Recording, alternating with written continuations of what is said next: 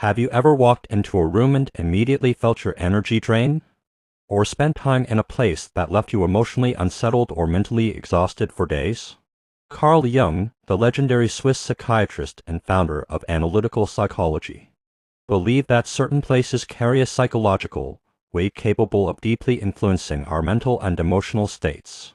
These aren't just physical locations, but environments of thought, emotion, and behavior that can quietly erode your inner strength. In this video, we explore the 7 dangerous places Jung warned us about, places that can sap your vitality, disturb your clarity, and challenge your psychological resilience. Recognizing and avoiding these areas might be the key to staying mentally strong and spiritually centered in a chaotic world. Let's begin. Chapter 1. The Place of Forced Conformity. Carl Jung deeply believed in the necessity of becoming an individual, what he called the process of individuation. Yet, many people live their lives within social systems that demand conformity. The place of forced conformity is any environment where you feel pressure to suppress your authentic self in favor of accepted norms or traditions. This could be a workplace that doesn't allow you to speak your mind, a family system that demands you fit a particular role, or even a cultural or religious community that punishes questions or difference. Jung believed that being forced to conform is one of the most damaging experiences a person can undergo psychologically. It causes fragmentation of the self. When we abandon our unique voice in exchange for safety, we lose contact with our own soul. Jung said, "The privilege of a lifetime is to become who you truly are." In environments where individuality is not allowed, where original thought is met with punishment or exclusion, the true self goes underground. The longer we remain in such environments, the more our sense of identity begins to erode. We start to wear a mask to survive. Over time, we may even forget who we were without it. Staying mentally strong means maintaining a connection to your true values, your intuition, and your personal truth. And that means avoiding places where you're not permitted to think, feel, or live differently. These environments often appear benign on the outside, structured, orderly, productive, but beneath the surface, they sap your inner freedom and suffocate the psychological growth necessary to become a whole person. Jung knew that the journey of becoming is a rebellious act. It demands we walk away from the false safety of conformity and find the courage to stand alone if necessary. Chapter 2. The Realm of Perpetual Distraction. Carl Jung warned us against the loss of the inner life. One of the most dangerous places to mental strength is not a location in the physical world, but a psychological state, a realm filled with constant distraction. In today's modern world, distraction is everywhere.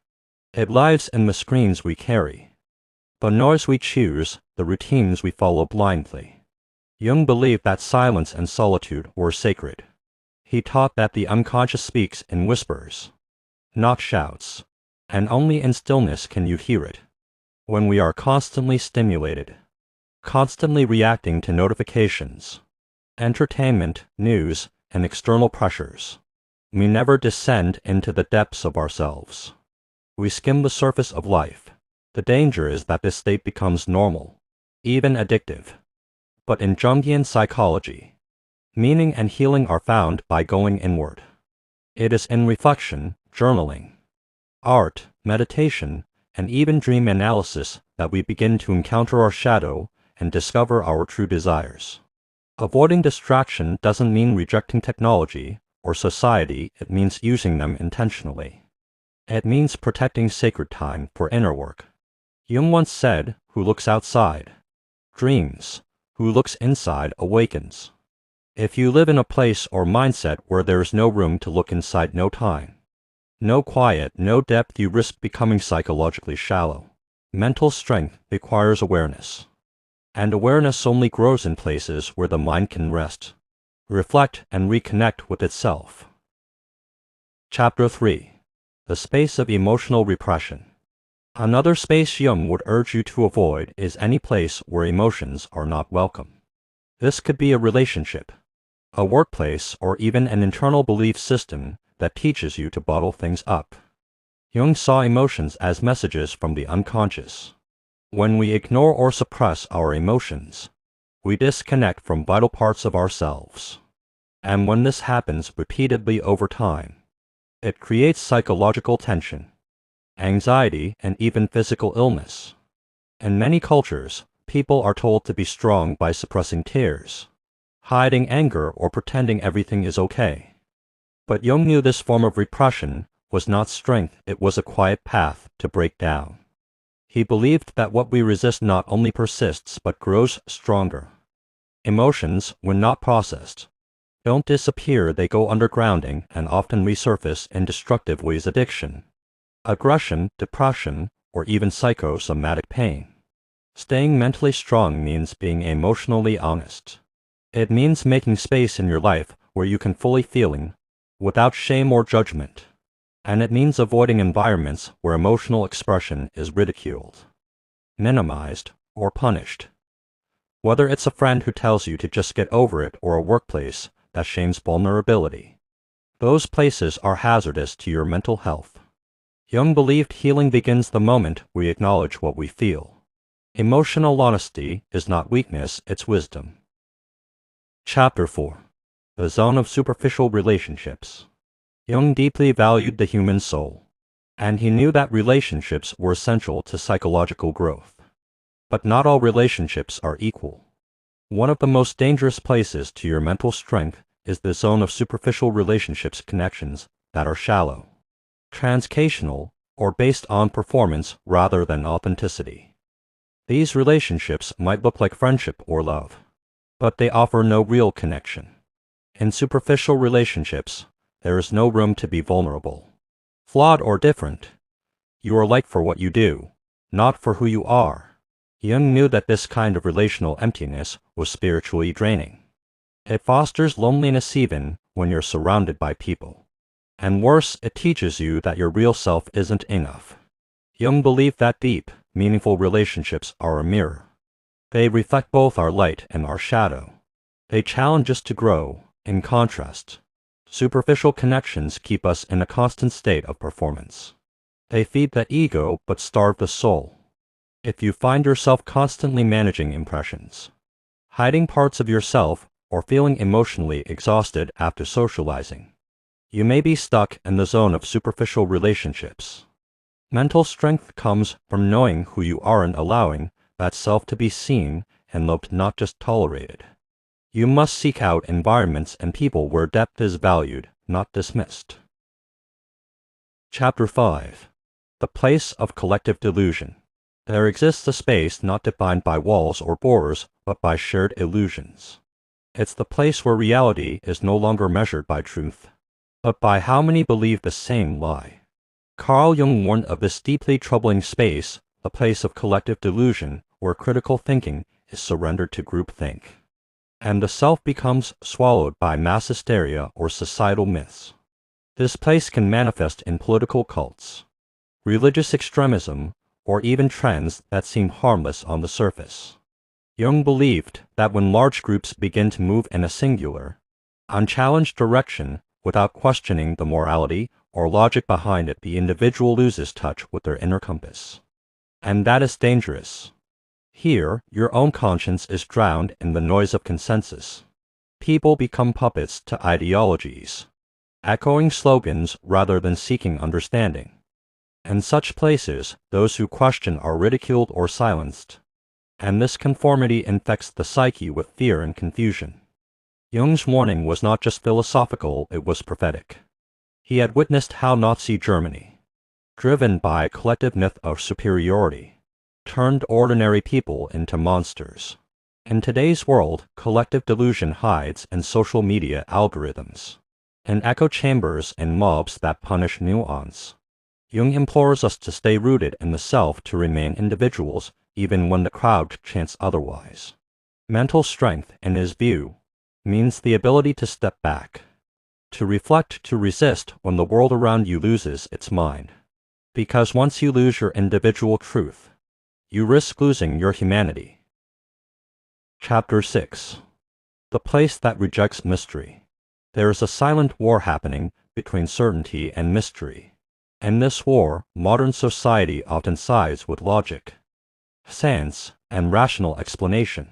And while these are valuable tools, Carl Jung believed that when a place completely rejects the unknown, it becomes spiritually bankrupt. Jung understood that not everything in life can be explained, dissected, or proved. He saw the psyche as a mysterious terrain filled with dreams, archetypes, symbols, and synchronicities that science alone cannot explain. But in a world that demands evidence, mystery becomes uncomfortable. The mystical is dismissed as irrational. Spirituality is mocked. Intuition is ridiculed. Jung warned that when you live in a space that rejects the mystical dimension of life, your soul begins to starve. You may function well in the material world, but you feel lost, disconnected from something deeper. Life becomes mechanical. You check off tasks, chase goals, and yet feel empty. This place kills wonder. It suppresses the imagination. It turns dreams into distractions and symbols into nonsense. But Jung believed the soul needs mystery. It needs silence, dreams, ritual, connection to something greater, whether that's God, the universe, or the unconscious mind itself. To stay mentally strong, you must protect the part of yourself that believes there is more than what meets the eye. Don't live only in the light of facts. Venture into the darkness of the unknown. That's where meaning lives. Chapter 7. The place where the shadow is denied. Among all the places Jung warned us about, this one might be the most intimate. It's not a physical location. It's not even a social group. It's a psychological space, a mindset where people pretend the dark parts of themselves don't exist. This is the place where the shadow is denied. The shadow, in Jungian psychology, is the unconscious aspect of ourselves that we don't want to acknowledge. It includes our anger, jealousy, greed, fears, insecurities, all the emotions we're told to repress. Society teaches us to show only our light. Be polite, be kind, be positive. But in doing so, we often exile the very parts of ourselves that need the most healing. Living in denial of your shadow is like locking a wild animal in the basement and pretending it's not there. Sooner or later, it escapes. It might show up in your dreams, or in your relationships, or in the quiet sadness that follows you even on your happiest days. Jung warned that the more you suppress your shadow, the more power it has over you. People who deny their darkness often project it onto others.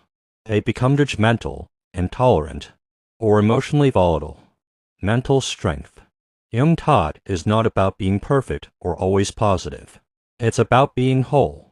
And you cannot be whole until you integrate your shadow, until you look it in the eye and say, I see you.